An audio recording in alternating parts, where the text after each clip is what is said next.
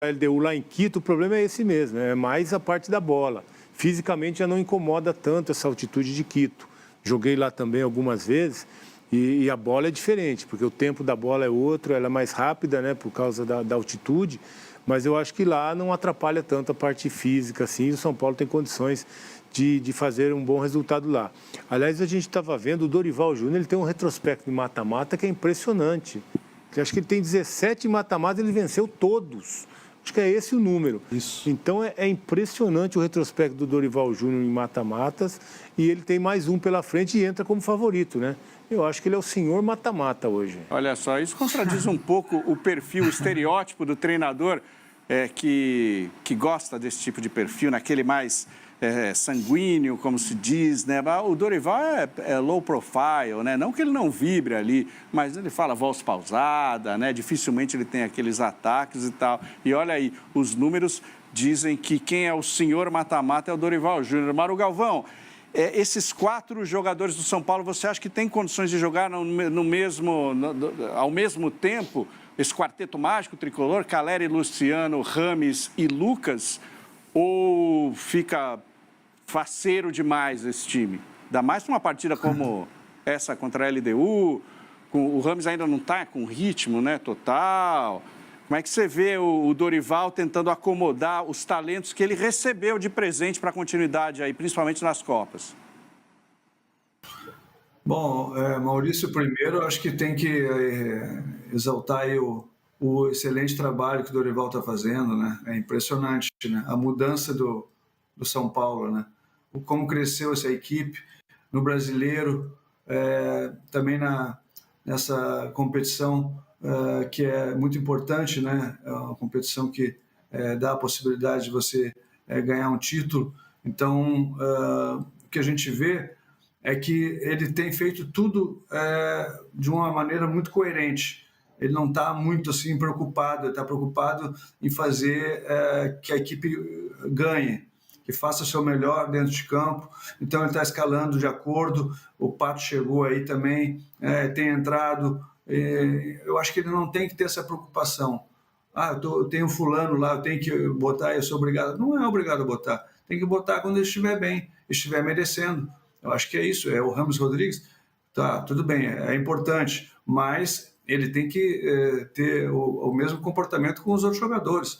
E a gente sabe como é que funciona isso. Você tem que dar as mesmas oportunidades para todos, né? E quem estiver melhor é que vai jogar. Agora, que essas contratações que o São Paulo fez foram muito boas, isso não resta a menor dúvida. O que o Lucas já fez aí, a diferença do time do São Paulo é incrível, mudou muito, é outro time. Os próprios jogadores que estavam no São Paulo também melhoraram com a chegada do Dorival. Então, a tendência é que esse time vá melhorando cada vez mais e, aos poucos, esses jogadores vão entrando. O Rames vai entrar na hora que tiver que entrar, ele vai esperar a oportunidade dele, né? Enquanto isso ele vai ganhando uma melhor condição física, vai conhecendo os companheiros. Tudo isso são coisas que você tem que, aos poucos, ir construindo. Não é de uma hora para outra, não chegou, vai lá. O Lucas é diferente. O Lucas jogou no São Paulo, ele conhece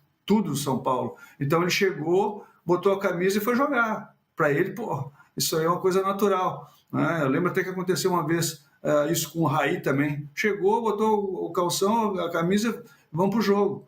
Por quê? É um jogador que já conhece o ambiente, já sabe como é que as coisas funcionam. Então é diferente, né, do caso do Rames. E o Rames vai ter que esperar um pouquinho mais, mas isso não é problema. Se isso aí fosse problema, nossa, eu queria ter esses problemas também. Galera, tem uma questão que é uma boa questão para o Dorival, que é o parceiro ali como segundo volante do Pablo Maia, né? Por quê? Porque era o Gabriel Neves que cresceu demais, daí ele teve aquela lesão, aquela fratura nas costelas, e o Dorival achou na cartola uma posição para o Alisson, que foi muito bem. E agora fica sempre essa expectativa, quem que ele vai escalar nesse meio-campo, que parece ser o setor onde mais o Dorival mexe as suas peças. E o Alisson, ele teve esse papel também importante na última Libertadores que o Grêmio conquistou, né?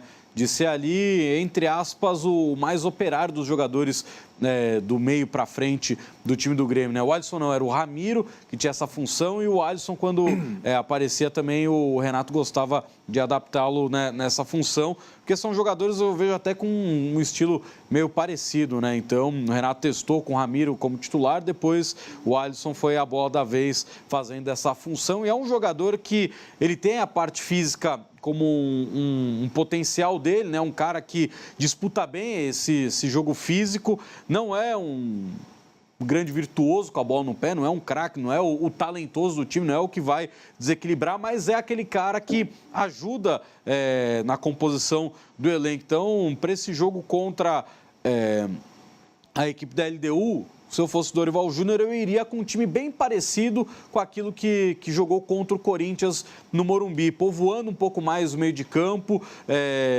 O Nestor também vem fazendo alguns bons jogos contra o São Lourenço, foi o principal jogador em campo, mas eu acho que para essa partida contra a LDU, eu iria com um time um pouco mais físico. Colocaria o Pablo Maia, né, de primeiro homem do meio de campo, o Alisson para jogar ali um pouco pela direita, o Nestor pela esquerda, com o Rato centralizado, né, fazendo esse losango no meio de campo, e aí o Lucas com total liberdade para jogar perto e o Calleri como homem de referência. E aí, ora, se o Lucas cai para uma ponta, o Rato pode cair pela outra, então, com os dois jogadores circulando bastante.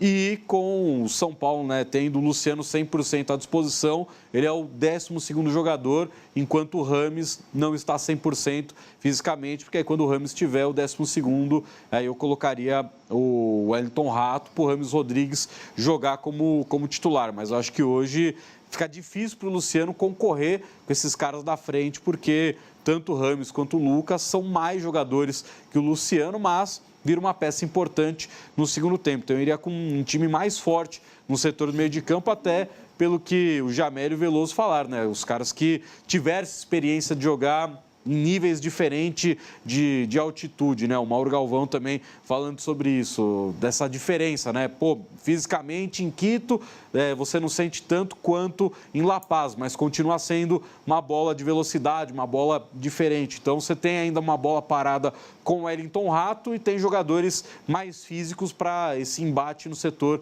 do meio de campo, onde a LDU vai querer concentrar a maior parte das jogadas. Jamel, você conhece muito bem o São Paulo, foi formado lá, já foi uma joia da base, sabe como é que é essa relação de amor e ódio da torcida com quem vem da base.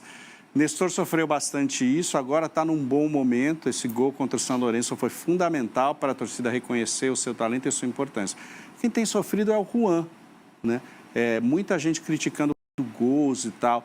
O que você diria para esses jogadores da base nesse momento, né? O Nestor já conseguiu se livrar um pouquinho dessa questão, mas os olhos agora estão em cima do Juan. Como é que você avalia esse jogador que está tendo chances, já mostrou talento, mas vem cometendo esses erros e daí vira e mexe, quando joga em casa, pode... Ele não foi vaiado, tal, mas a gente ouviu uma resmungada quando ele fazia alguma jogada errada. Aquele zum, né? O murmurinho que acontece ali. Mas eu acho que o jogador da base, não é só no São Paulo, em qualquer lugar, ele tem um crédito maior até a página 2, né? É um menino da base. No Santos acontece muito isso. Acho que o Santos talvez seja o time que mais entende a base, né? Porque o Santos, o jogador vai mal, e aí tem 1 ou 2 jogos aqui, e de repente deslancha. No Corinthians tem mais pressão, no Palmeiras tem mais pressão, no São Paulo também tem mais pressão. Mas esses meninos têm qualidade, já mostraram que tem qualidade. O Kaká já foi vaiado no São Paulo. Depois foi o Kaká que a gente conhece. Júlio Batista. Então, é normal isso daí. Agora, é aí que eu vejo que eles têm que ser fortes. Tem que ser mentalmente forte, acreditar no talento. Mas o Dorival Júnior, eu conheço bem o Júnior, a gente trabalhou 2 vezes juntos, né? Tanto no Coritiba como no Santos. E ele é um treinador que ele tem esse lado de dar moral, de dar esse incentivo para os meninos. Fala, fica tranquilo, a responsabilidade é minha e vai lá e faz o que você sabe. Se a torcida vaiar, se a torcida pegar no pé, ou se a torcida começar a gritar do nome do jogador que está no banco de reserva para eu te tirar, fica tranquilo, vai lá e faz. Então, eu acho que o Júnior, ele tá no momento certo no São Paulo, esses meninos estão com o treinador certo, é só dar continuidade. É isso, torcedores apaixonados. Inscreva-se no nosso canal para não perder nenhuma notícia do São Paulo Futebol Clube. Ative as notificações para ficar sempre atualizado. Juntos, celebraremos as vitórias e superaremos os desafios. Até a próxima!